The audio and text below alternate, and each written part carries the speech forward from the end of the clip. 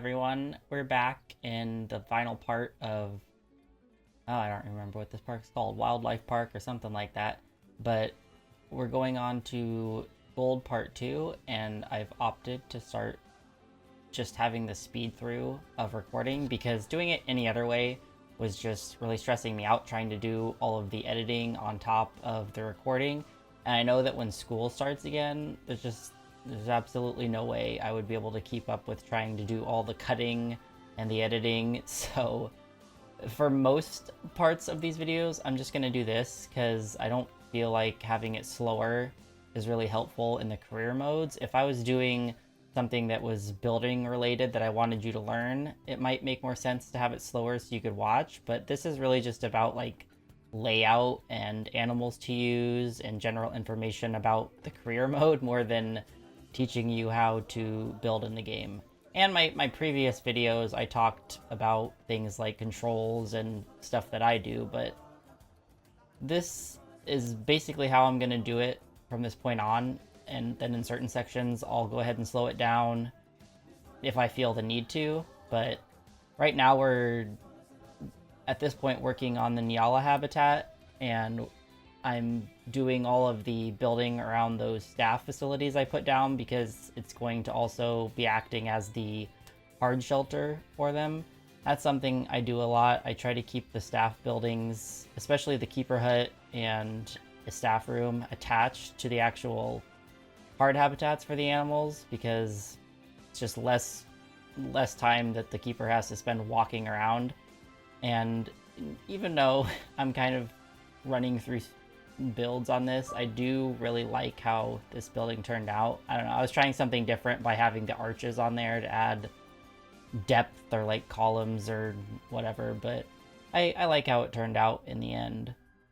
But I'm starting school again in, that's a little over a week now, so all of my experimenting with how I wanted to make this particular series, I feel like as far as my time management comes when I'm back in school, this is the easiest way for me to do it.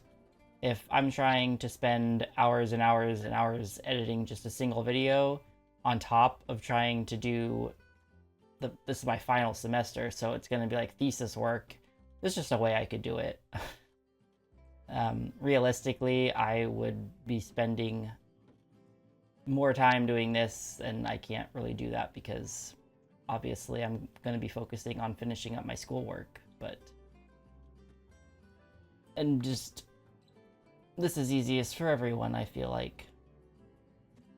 But here we are, just adding in, I'm still using these Arctic things for the rooftops. I'm still trying to maintain just some consistency between all of the pieces and all of the buildings, but at this point, you're kind of, oh, I should just get this done because it's one last habitat and then one, well, no, it's 2 exhibit species, I believe, at the end of this. So I don't know why I find it so funny that when you put the windows on, they only show up on the outside. They're not on the inside.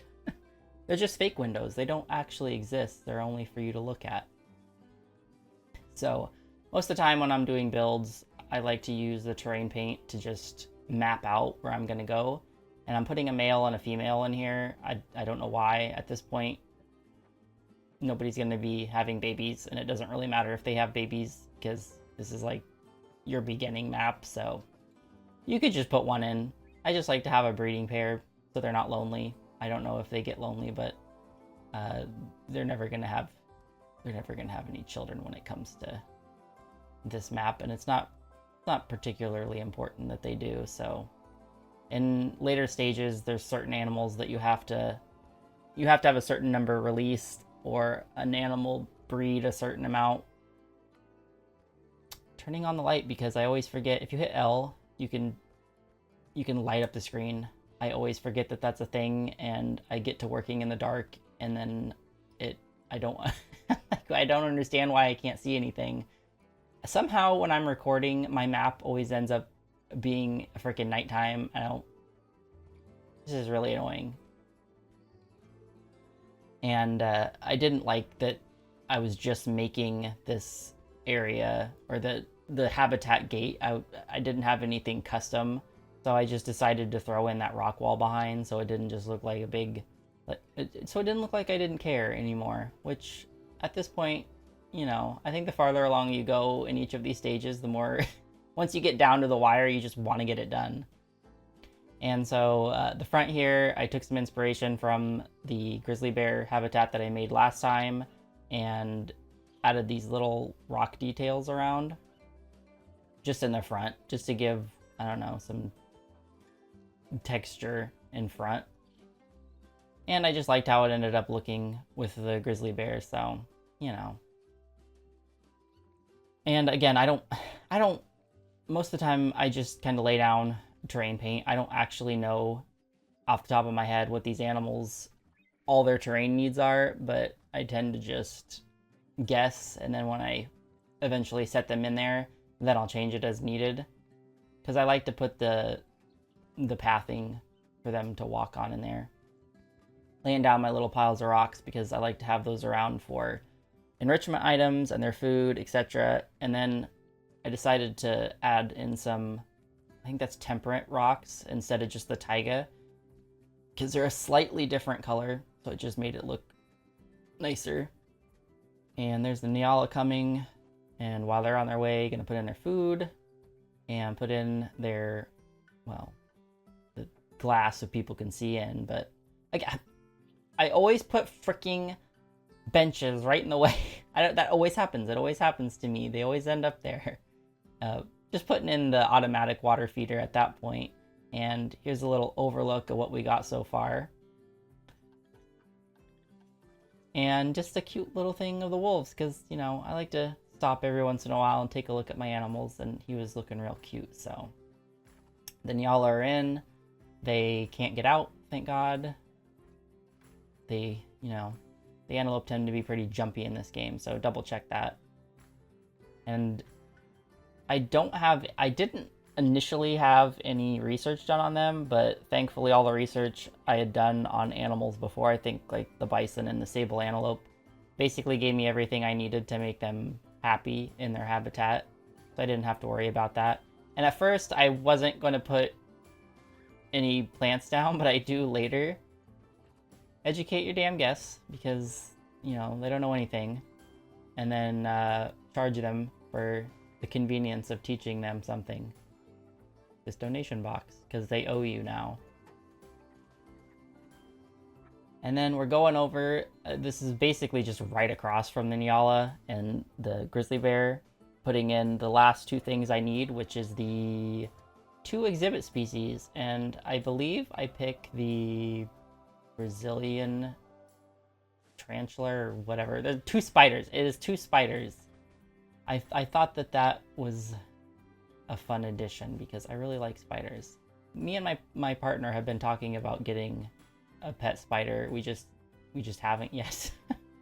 But we've been like kind of looking on different places online, seeing if there's any specific color we would want, but we're also only here for 6 more months, and I live in Florida, so we're moving out of here the second that I get done with my degree, because neither of us really like it here. It's too hot.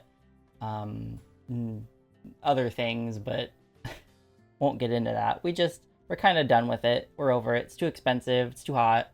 Multitude of other things. And then we're like, well, we already have 4 cats, a snake, and a lizard, and the last thing we need in life is another pet to try and move across the country with us, because we're not quite sure where we want to go yet, but we're pretty set on going to Washington at this point, but we'll see. Who knows where life's gonna lead us, or where I'm gonna get a job, or if I'm gonna get a job right out of school, so who knows.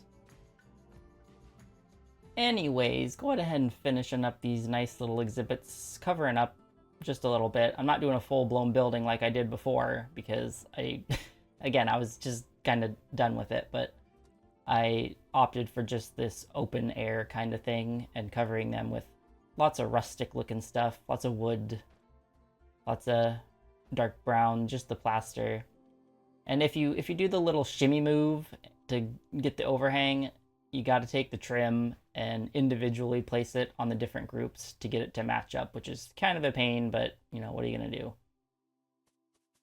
And at this point, it's all about just covering up this area, making it look pretty before I end up choosing what I'm going to put in, because you're basically done at this point.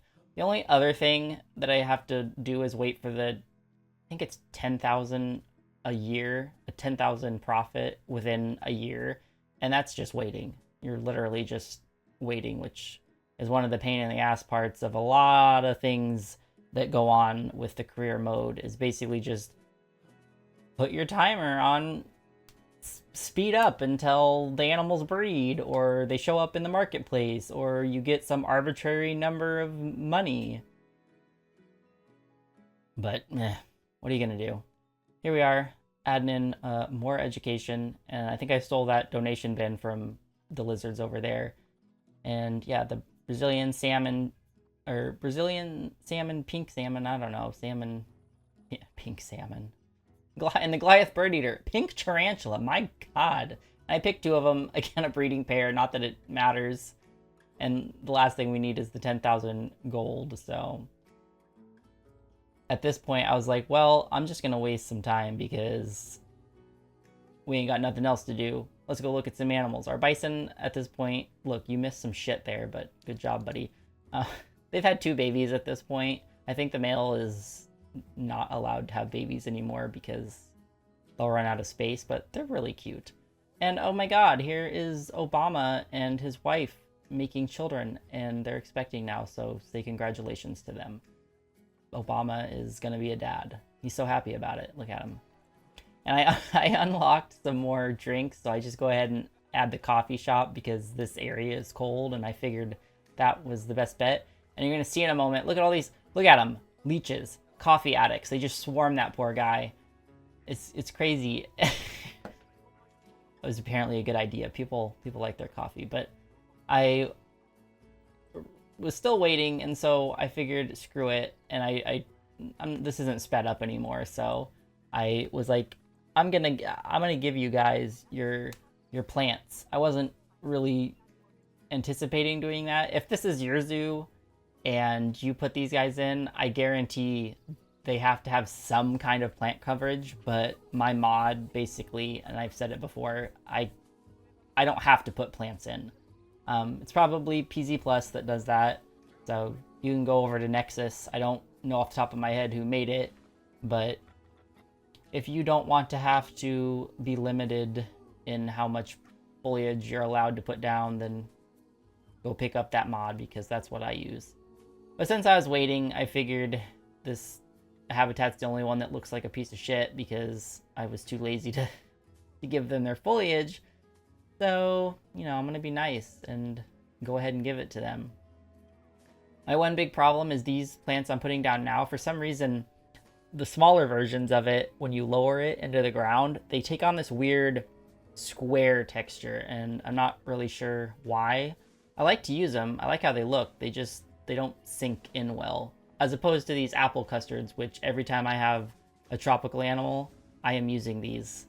If you can, that's a really good thing to do, is take big bushy trees and plants, and you don't have to use them as trees. You can just sink them down in the ground, like this tamarind tree. I like to sink those down because they have the red flowers, and I can just use them as lower foliage as opposed to a full-on tree. But the only problem with that is they do still take up the same amount of space that the tree would. They're still considered taking up a lot of their foliage needs, even if you sink them under. So just take that into consideration if you're going to do that, because obviously if you don't have the mod, then you're going to be limited to how much you can or cannot put in there, as opposed to me that can just however much I want. But I've always found the apple custard trees work really well as low-lying bushes if you need them. And that's basically it for them, so One eternity later.